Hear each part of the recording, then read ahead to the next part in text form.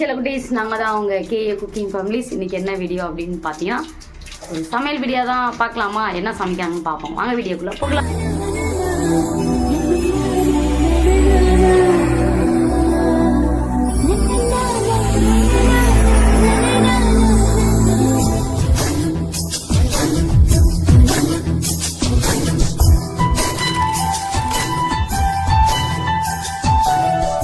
வெங்காயம் கட் பண்ணி வச்சுருக்காங்க. எண்ணெய் கடுகுலாம் போட்டு, சோப்பு கொஞ்சம், கடுகு கொஞ்சம், ஒரு பிரியாணி இலை, அரை பிரியாணி இலை தான் போட்டிருக்கேன். பட்டை லைட்டாக ஸ்மெல்லுக்கு, அவ்வளோதான். இதெல்லாம் போட்டுட்டு வெங்காயத்தை ஆட் பண்ணிக்கலாம். வெங்காயம், பூண்டு, ஒரு 2 பல் பூண்டு. இங்கே பாருங்க, கருவேப்பிலை.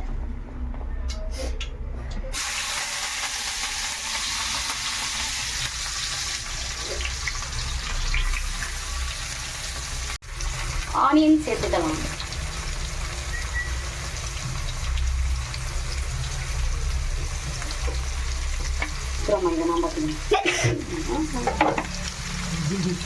நல்லா வதக்கி எடுத்துக்கணும்.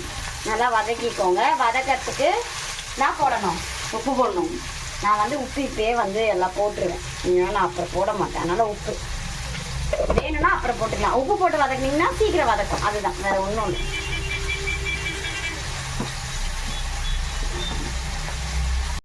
பார்த்தீங்கன்னா இட்லி தான் நாங்கள் சுட போகிறோம்.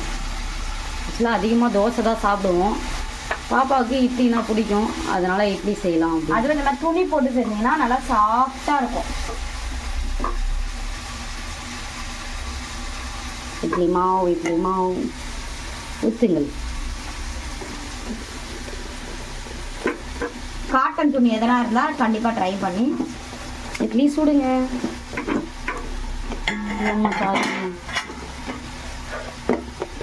நானே சுடுறேன்.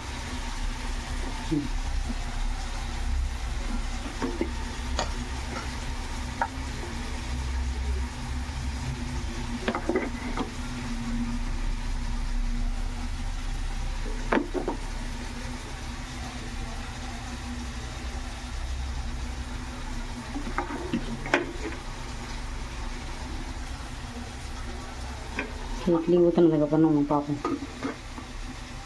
இது ரெண்டு மூடி ஊற்றினாலே போதுங்க எங்கள் 2 பேர்த்துக்குமே. ஓகேவா? இட்லி மாவு கூட காலி போகுது. எல்லாம் ஊற்றிடு. பத்துமா வெங்காயம் நல்லா வதங்குங்க. நல்லா வதங்கணும். ஓகேவா? ஓகே, நல்லா வதங்கட்டும். இட்லியை மூடிடு. ஓகே, வந்து அரைச்சி வச்ச தக்காளியை ஊற்றிக்கணும். தக்காளி பேஸ்ட். என்னதான் குழம்பு வைக்கிறீங்கன்னு சொல்லிட்டு சொல்லவே இல்லை.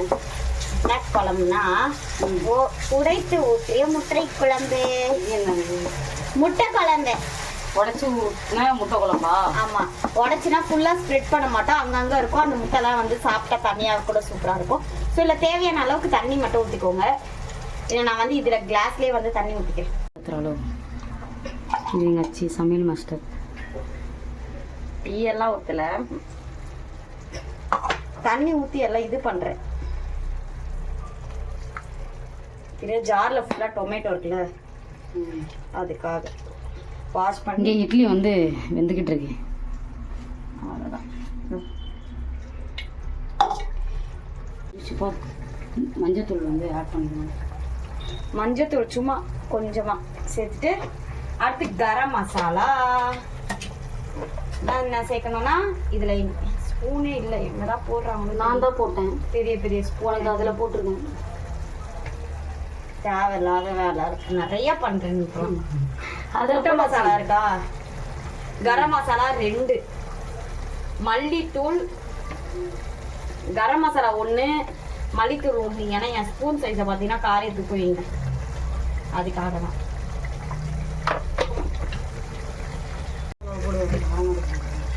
வீட்டு மிளகாத்தூள் கொஞ்சம் போடுவேன்.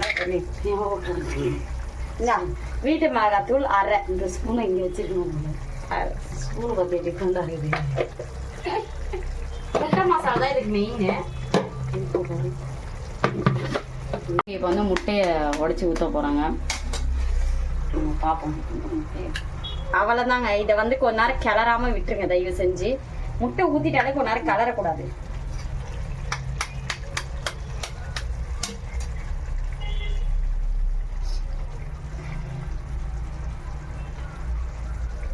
கொஞ்சம் கீழே வைக்காது.